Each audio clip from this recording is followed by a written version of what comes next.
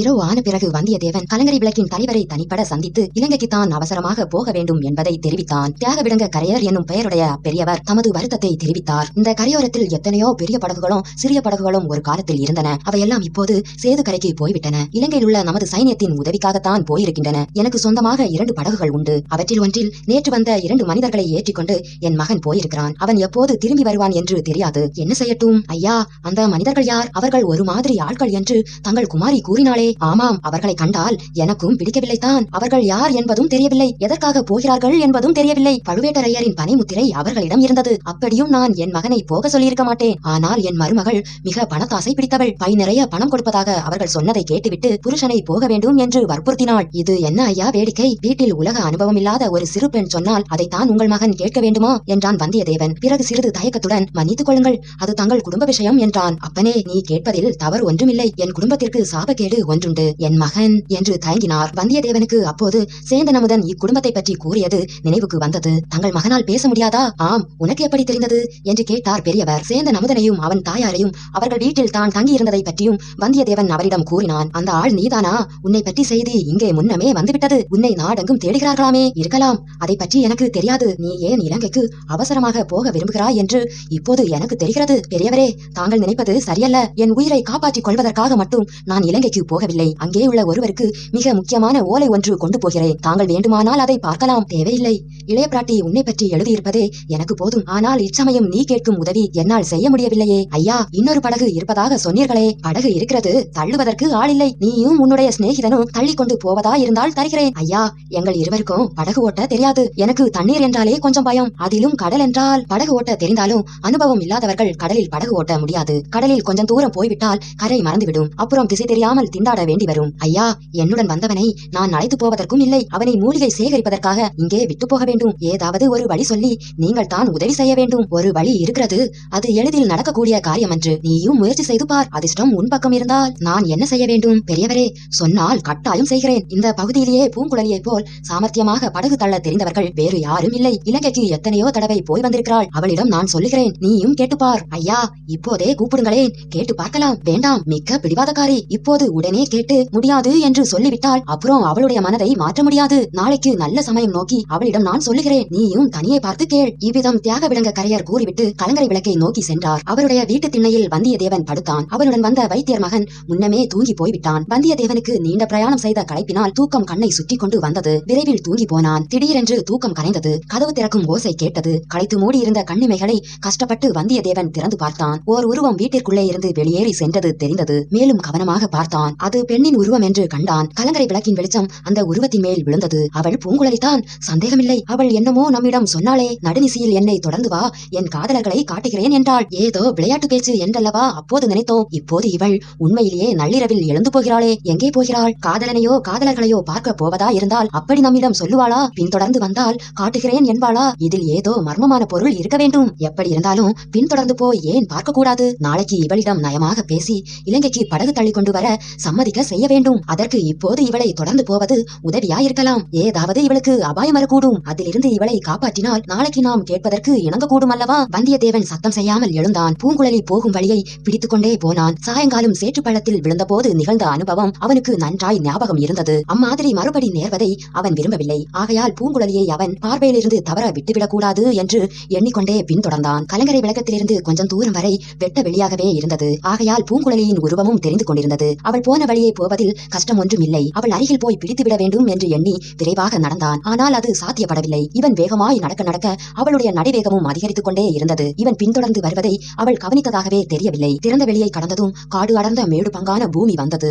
நேரே அதன் மீது ஏறாமல் பூங்குழலி அந்த மேட்டை சுற்றி கொண்டே போனாள். மேடும் காடும் முடிந்த முனை வந்தது. அந்த முனையை வளைத்துக் கொண்டு சென்றாள். வந்தியத்தேவனும் விரைந்து சென்று அந்த முனை திரும்பியதும் சற்று தூரத்தில் அவள் போய்க் கொண்டிருப்பதை பார்த்தான். நல்ல வேளை என்று தைரியம் கொண்டான். ஆனால் அடுத்த கணத்தில் திடீரென்று அவளை காணவில்லை. எப்படி திடீரென்று மறைந்திருப்பாள்? இது என்ன மாயமா, மந்திரமா? அங்கே ஏதாவது பள்ளம் இருந்திருக்குமோ? ஓட்டமும் நடைமாய் போய் பூங்குழலி எங்கே நின்று மறைந்தாள் என்று தோன்றியதோ அந்த இடத்துக்கு வந்தான். அங்கே நின்று நாலா பக்கமும் பார்த்தான். 3 பக்கங்களில் அவள் போயிருக்க முடியாது. போயிருந்தால் தன் கண்ணிலிருந்து மறைந்திருக்க முடியாது. அவ்விடத்தில் காலை ஜாக்கிரதையாக ஊன்றி வைத்து பார்த்து சேறு கிடையாது என்பதையும் நிச்சயப்படுத்திக் கொண்டான். ஆகையால் மேட்டின் மேல் ஏறி காட்டுக்குள் தான் போயிருக்க வேண்டும். இன்னும் கொஞ்சம் உற்று பார்த்ததில் குத்துச்செடிகள் அடர்ந்த அந்த மேட்டில் ஏறுவதற்கு ஒற்றையடி பாதை ஒன்று இருப்பது தெரிய வந்தது. வந்தியத்தேவன் அதில் ஏறினான். ஏறும்போது திக் திக் என்று அடித்துக் கொண்டது. அங்கே கலங்கரை விளக்கின் மங்கிய வெளிச்சமும் வரவில்லை. மாலை பிறை முன்னமே கடலில் மூழ்கி மறைந்து விட்டது. மினுமினுத்த நட்சத்திரங்களின் வெளிச்சத்திலே வழியையும் கொஞ்சம் தூரத்துக்கு அப்பால் காணவில்லை. குத்துச்செடிகளும் குட்டை மரங்களும் பயங்கர வடிவங்களை பெற்றன. அவற்றின் நிழல்கள் கரிய பேய்களாக மாறின. செடிகளின் இலைகள் ஆடிய போது நிழல்களும் அசைந்தன. ஒவ்வொரு அசைவும் வந்தியத்தேவனுடைய நெஞ்சை அசைத்தது. அந்த கரிய இருளிலும் நிழலிலும் எங்கே என்ன அபாயம் காத்திருக்கிறதென்று யார் கண்டது? விஷ ஐந்துகள் கொடிய விலங்குகள் பதுங்கி இருந்து பாயலாம். அபாயம் மேலிருந்தும் வரலாம், பக்கங்களிலிருந்தும் வரலாம், பின்னால் இருந்தும் வரலாம். அடடா, இது என்ன? இங்கே வந்து அகப்பட்டுக் கொண்டோமே. கையில் வேலை கூட எடுத்து வரவில்லையே. அது என்ன சலசலப்பு சத்தம்? அந்த மரத்தின் மேல் தெரியும் அந்த கரிய உருவம் என்ன? அந்த புதரின் இருளில் 2 சிறிய ஒளிப்பொட்டுகள் மின்னுகின்றனவே. அவை என்னவா இருக்கும்? வந்தியத்தேவனுடைய கால்கள் அவனை அறியாமல் நடுங்கின. சரி சரி, இங்கே நமக்கு என்ன வேலை? எதற்காக இங்கு வந்தோம்? என்ன அறிவீனம்? உடனே இறங்கி போய்விட வேண்டியதுதான். இறங்கலாம் என்று எண்ணி திரும்பும் தருணத்தில் ஒரு குரல் கேட்டது. நெஞ்சை பிளக்கும் குரல், பெண்ணின் குரல். ஒரு விம்மல் சத்தம் கேட்டது. வந்தியத்தேவன் அம்மேட்டிலிருந்து கீழே இறங்கி செல்லும் யோசனையை விட்டுவிட்டான். குரல் வந்த இடம் நோக்கி மேலே ஏறினான். விரைவில் மேட்டின் உச்சி தெரிந்தது. அங்கே பூங்குழலி நின்று பாடல் பாடிக்கொண்டிருந்தாள். பூங்குழலிக்கு எதிரில் நேருக்கு நேராக வந்தியத்தேவன் நின்றான். வந்துவிட்டாயா? திண்ணையில் கும்பகர்ணனை போல் தூங்கினாயே என்று பார்த்தேன். வீட்டு கதவு திறந்த சத்தம் கேட்டு விழித்துக் கொண்டேன். நீ விடுவிடு என்று நடந்து வந்துவிட்டாய். திரும்பியே பார்க்கவில்லை. அம்மம்மா, உன்னை தொடர்ந்து ஓடி வருவது எவ்வளவு கஷ்டமாய் போய்விட்டது. எதற்காக தொடர்ந்து வந்தாய்? நல்ல கேள்வி. நீதானே வர சொன்னாய். மறந்து விட்டாயா? எதற்காக வர சொன்னேன் என்று உனக்கு நினைவு இருக்கிறதா? நினைவு இல்லாமல் என்ன? உன் காதலர்களை காட்டுவதாக சொன்னாய். எங்கே உன் காதலர்கள்? காட்டு பார்க்கலாம். அதோ உனக்கு பின்னால் திரும்பி பார் என்றாள் பூங்குழலி. வந்தியத்தேவன் திரும்பி பார்த்தான். அவனுடைய வயிற்றிலிருந்து குடல்கள் மேலெழும்பி அவன் மார்பை அடைத்தன. பிறகு இன்னும் மேலே கிளம்பி அவன் தொண்டையையும் அடைத்துக் கொண்டன. அவனுடைய தேகத்தில் 1000 மின்னல்கள் பாய்ந்தன. பழுக்க காய்த்த 1,00,000 ஊசி முனைகள் அவன் தேகமெல்லாம் துளைத்தன. அத்தகைய பயங்கர காட்சி அவன் கண்முன்னே காணப்பட்டது. அங்கே பறந்திருந்த இருளில் ஆங்காங்கே 10, 20, 100 அக்கினி குண்டங்கள் தோன்றின. அவற்றிலிருந்து புகை இல்லை, வெளிச்சமும் இல்லை. கீழே விறகு போட்டு எரிந்து உண்டாகும் தீப்பிழம்புகளும் அல்ல, வெறும் நெருப்பு மட்டும் காணப்பட்டது. ஒரு பிரமாண்டமான கரிய இருள் நிறங்கொண்ட ராட்சதன் காணப்பட்டான். தனியாக தலை ஒன்றும் இல்லாமல் வயிற்றிலேயே வாய் கொண்ட கபந்தனை போன்ற ராட்சதன் அவன். ஆனால் அவன் வயிற்றில் ஒரு வாய் அல்ல, நிறைய வாய்கள் காணப்பட்டன. அந்த வாய்களை அவன் அடிக்கடி திறந்து மூடினான். திறக்கும் போது வயிற்றிலிருந்து தீயின் சுடர் வாய்களின் வழியாக வெளியே வந்தது, மூடும் போது மறைந்தது. இந்த காட்சியை கண்ட வந்தியத்தேவனுடைய ஒவ்வொரு ரோமக்கால் வழியாகவும் அவனுடைய உடம்பின் ரத்தம் கசிவது போல் இருந்தது. அப்படிப்பட்ட பீதி அவனை என்றைக்கும் ஆட்கொண்டதில்லை. பெரிய பழுவேட்டரையரின் பாதாள நிலவரையில் கூட இல்லை. அவன் பின்னால் ஒரு சிரிப்பு சத்தம் கேட்டு திரும்பி பார்த்தான். பூங்குழலி தான். வேறொரு சந்தர்ப்பத்தில் என்றால் அவளுடைய அந்த சிரிப்பே அவனுக்கு அளவில்லாத பயங்கரத்தை உண்டாக்கி இருக்கும். இப்போது அதே சிரிப்பு தைரியத்தை அளித்தது. ரத்தமும் சதையும் உடலும் உயிரும் உள்ள பெண் ஒருத்தி அவன் பக்கத்திலே நிற்கிறாள் என்பது பெரும் அபாயத்தில் ஒரு பற்றுக்கோள் போல் உதவியது. பார்த்தாயா என் காதலர்களை என்று பூங்குழலி கேட்டாள். இந்த கொள்ளிவாய் பிசாசுகள் தான் என் காதலர்கள்.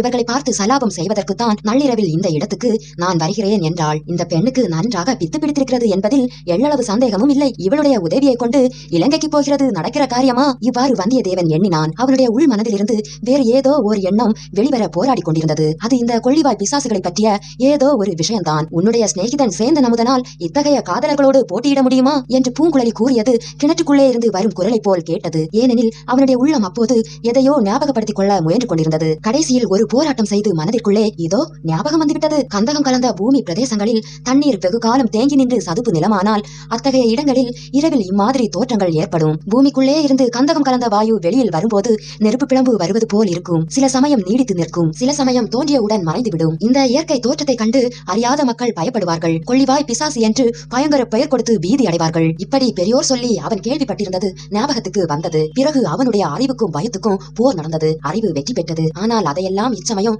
இந்த பிரம்மை பிடித்த பெண்ணிடம் சொல்லி பயனில்லை. எப்படியாவது அவளுக்கு நல்ல வார்த்தை சொல்லி அழைத்துக் கொண்டு போய்விட வேண்டியதுதான். பூங்குழலி, உன் காதலர்கள் எங்கும் போய்விட மாட்டார்கள், இங்கே தான் இருப்பார்கள். நாளைக்கும் அவர்களை வந்து பார்க்கலாம் அல்லவா? வீட்டுக்கு போகலாம். அதற்கு பூங்குழலி மறுமொழி ஒன்றும் சொல்லவில்லை.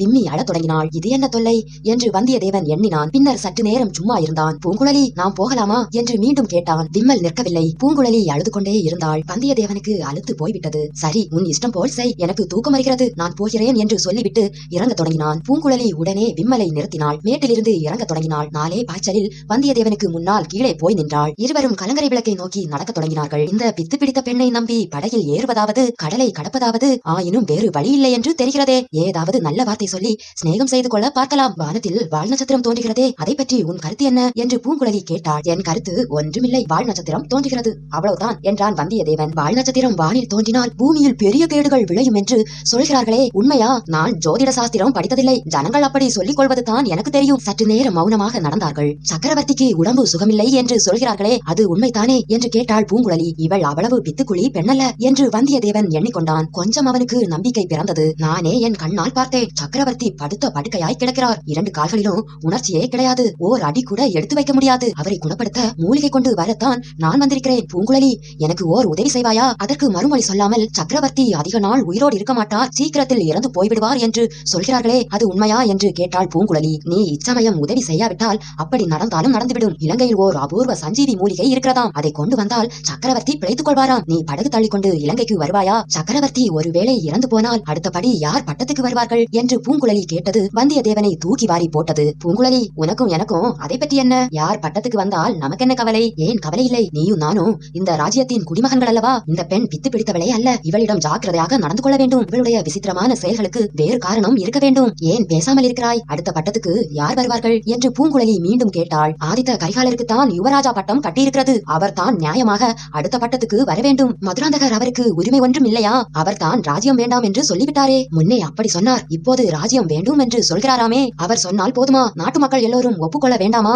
பெரிய மனிதர்கள் பலர் அவர் கட்சியில் இருக்கிறார்களாமே. அப்படித்தான் நானும் கேள்விப்பட்டேன். இவ்வளவும் உன் காது வரையில் எட்டியிருப்பதை நினைத்தால் எனக்கு மிகவும் ஆச்சரியமாயிருக்கிறது. சுந்தர சோழர் திடீரென்று இறந்து போனால் என்ன ஆகும்? தேசமெல்லாம் பெரும் குழப்பமாகிவிடும். அதை தடுப்பதற்குத்தான் உன் உதவி இப்போது தேவைப்படுகிறது. நான் என்ன உதவியை செய்ய முடியும்? முன்னமே சொன்னேனே, நான் அவசரமாக மூலிகை கொண்டு வர இலங்கை தீவுக்கு போக வேண்டும். அதற்கு நீ படகு வைத்துக் கொண்டு வர வேண்டும். என்னை எதற்காக அழைக்கிறாய்? ஒரு பெண் பிள்ளையை படகு தள்ளும்படி கேட்க வெட்கமா இல்லையா? வேறு யாரும் இல்லை என்று உன் தந்தை சொல்கிறார். உன் அண்ணன் கூட நேற்று இலங்கைக்கு போய்விட்டானாமே. அவன் போனால் என்ன? உனக்கு 2 கைகள், உன்னோடு வந்தவனுக்கு 2 கைகள் இல்லையா? பூங்குழலி, எங்களுக்கு படகு வலிக்க தெரியாது. படகு வலிப்பது என்ன மந்திர வித்தையா? துடுப்பை பிடித்து வலித்தால் தானே படகு போகிறது. திசை தெரிய வேண்டும் அல்லவா? நடுக்கடலில் திசை தெரியாமல் போய்விட்டால் என்ன செய்வது? நடுக்கடலில் திசை தெரியாவிட்டால் மூழ்கி சாகுங்கள். அதற்கு நான் என்ன செய்யட்டும்? கலங்கரை விளக்கின் அருகில் அவர்கள் வந்து விட்டார்கள். வந்தியத்தேவனும் அத்துடன் பேச்சை நிறுத்திவிட விரும்பினான். மேலும் பேச்சை வளர்த்து பூங்குழலியின் மறுப்பை உறுதிப்படுத்திவிட அவன் விரும்பவில்லை. அவள் அவ்வளவு கண்டிப்பாக மறுமொழி சொன்ன போதிலும் அவளுடைய குரலும் பேச்சின் தோரணையும் அவனுடைய உள்ளத்தில் சிறியதொரு நம்பிக்கை சுடரை உண்டாக்கி இருந்தன.